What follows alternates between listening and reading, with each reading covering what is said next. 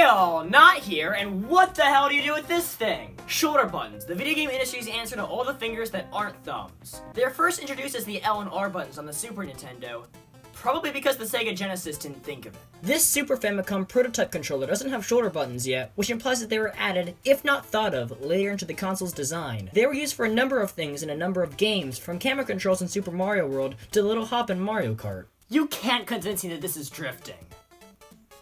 I don't have an SNES. On the SNES, and later the Sega Saturn, the L and R buttons were used mainly for side tasks that the player would do separately from the main thumb buttons. They allowed for more secondary actions because, well, there are more fingers in the controller. Makes sense. Pinpointing an exact action that they are generally mapped to is impossible, especially in the 2D era. It'd be like trying to ask what the B button was for in the NES. Not jumping! And at the end of the 2 shoulder button epoch, the Virtual Boy ran out of L and R buttons and started putting leftover X and Y buttons on the back. This is a weird controller. It's one of the only to have 2 D-pads. For some reason, it got rid of 2 of the face buttons, and the L and R buttons are placed far behind the front of the controller, and they're really small and round.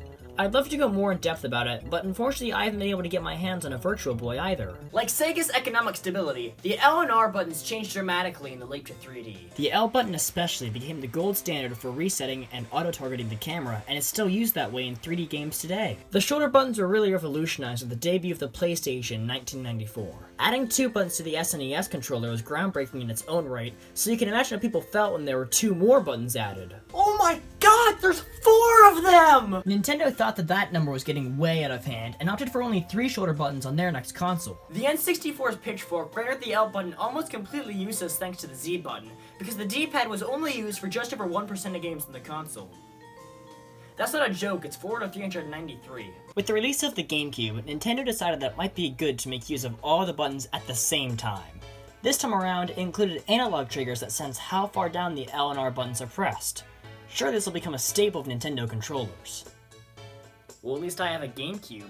It also cut the shoulder button count at 3, which makes it better than Xbox. This time around, the L button was used mostly for resetting the camera in the same way that the Z button was used in the N64. The camera log is now a must-have in any 3D game, and it's usually mapped to L or ZL for consistency. The Wiimote and Nunchuck did away with the letters L and R, but the tri-shoulder button design stuck around in the form of C, Z, and B. That's 16 points! I don't like the Game Boy Advance's triggers. They have a lot of resistance and don't go very deep, so they end up being really uncomfortable to push. It's like when you pull a chip out of the nachos and it ends up being a tiny chip. They kinda solved this problem with the DS, but now it feels like I pulled out the chip and it broke. This seems to be a remnant of the shift from the big and clunky Game Boy, which had nice, pressable buttons, to the more compact handheld systems. That forced the shoulder buttons to be flattened against the console and gives them that awful, bad nacho chip feel.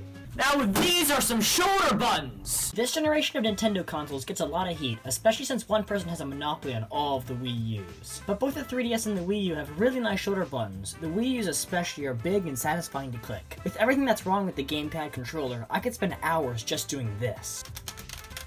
The 3DS isn't quite as fine as the Wii U, but compared to the other handhelds, it's fantastic. They jut out just a little bit, making them more sensory depressed than the DS Lite, and that horrible clicking sound is finally gone. The meatiness and clickability only improved as the 3DS family grew, with the double NT-DS XL feeling remarkably similar to the Wii U. The Switch's Joy-Cons return to the old, clicky feel of the shoulder buttons from the GBA days, but this time around they're a little springier and more fun to press. It's no Wii U, of course, but there are worse things in life. The function of these things, especially the L button, hasn't changed much since the Gamecube era. Once camera locking became a necessity in 3D games, the L button's role is set in stone across all consoles. For other games, they're used for menu toggling and other non-crucial tasks, but they always have been, and always will be, the home to secondary actions. And that's the end of the Nintendo line of L buttons. I covered everything I feasibly could, but it still feels like I'm forgetting something. Nope, I'm not forgetting anything.